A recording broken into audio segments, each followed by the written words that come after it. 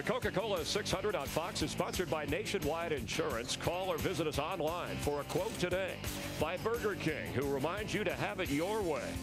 And by AT&T, rethink possible. Spot, play, win. The more codes you spot, the more chances you have to win. Enter now at codespotter.com. You know, the optimism's still high down in the Gibbs pits. Kyle's back up in there, and Dave Rogers just told him, he said, we still are in this thing. And Denny Hamlin's crew are working on his car, and they say, we're not out of it. Don't give up. Richard Childress talking it over about the 29. Kevin Harvick will be one of 3 cars to take the wave around. It's Gil Martin, the crew chief. Harvick, the 77, Sam Hornish, and the 34, Kevin Conway, all take the wave around. The free pass car on this caution is Marcus Ambrose. Of course, this wave around was created to where the leader of the race would always be at the front of the pack. He wouldn't be stuck in the middle. All the cars that elect not to pit, you can't pit under the wave around, that are in front of the leader. Once we get to 1 to go, they go all the way around, come up to the back of the pack. June 18th, revenge gets ugly. Jonah Hex in theaters Friday, June 18th. They have to reorient the lineup. And let's visit with Jamie Mack's crew chief, Dick. And that's Bono Mannion. What is your strategy to win this race tonight? Well, you know, it's track position's pretty key. Clean air is huge. Got a really good Bass Pro car today. Got a car owner winner from Indianapolis sitting behind me. So the box started shaking. I couldn't figure out what was going on, but Chip had a ride, so that's really cool. And I think it'd be really good for Ganassi Racing to win 2 races in one day, especially 2 huge races. And after winning the Daytona 500, to win the Coca Cola 600 would be quite an accomplishment.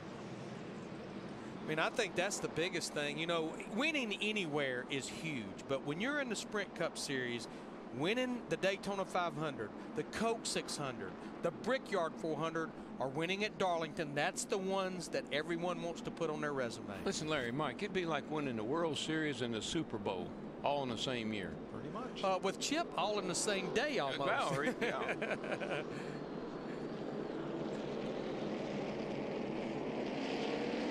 Fox Saturday Baseball continues next week with some great matchups.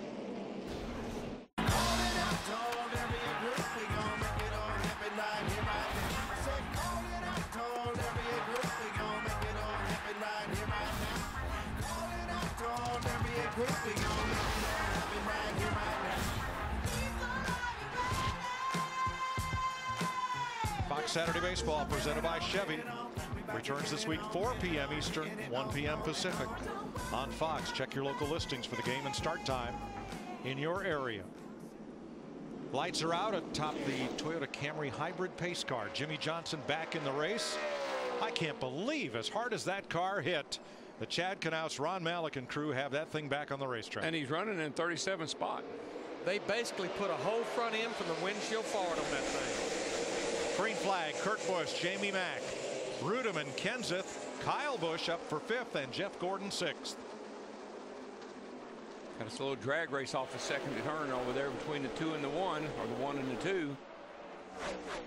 Kurt Busch, the 2, gets a pretty good run on the high side, and he carries it down into 3 and 4. Here comes McMurray in the 1 on the bottom, though. Like McMurray's car that last time, Larry, was a little bit better at the end of the run. Maybe this 2 car is a little better on the short haul.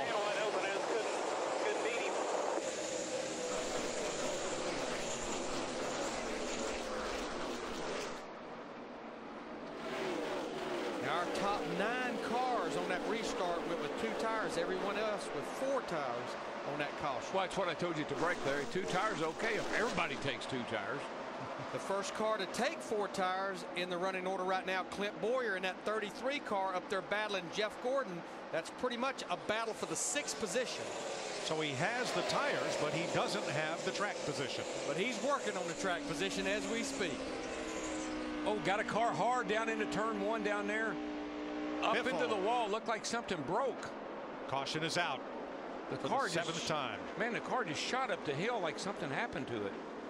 Now the big beneficiary from this caution will be Kevin Harvick in the 29 that took that wave around just a few laps ago. Back on the lead lap. There he is right there. That's what the wave around. That's a perfect whirl for a wave around.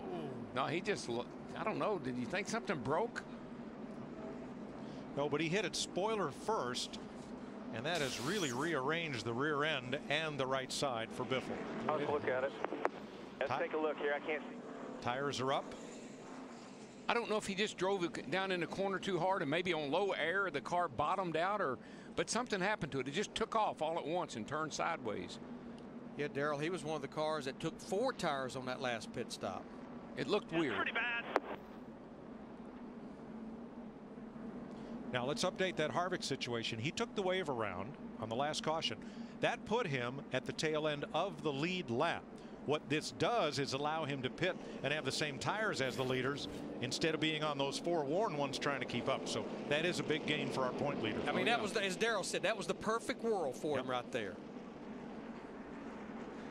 So if we can see what happens this 16. And he's going off into turn 1 here, and I know he's backs off good. No problem there. God, the thing just dipped down and got loose. Almost like it bottomed out on the right front or something, just turned him sideways. Well, it's the second trip into the wall tonight for Biffle. The first one, he was just running up there and got loose and got against it. This time he had a long way to go to get to the wall, and it shows on the right rear.